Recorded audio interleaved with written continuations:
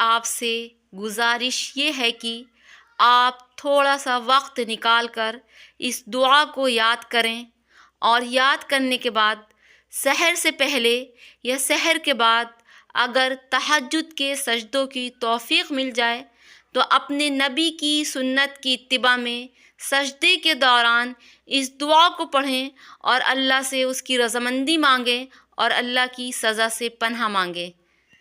سجدے کے دوران دعا مانگنا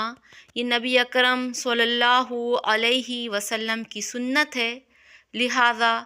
اس سنت پر عمل کرنے کی کوشش کریں۔ سجدوں سے تیرے کیا ہوا صدیاں گزر گئیں، سجدوں سے تیرے کیا ہوا صدیاں گزر گئیں،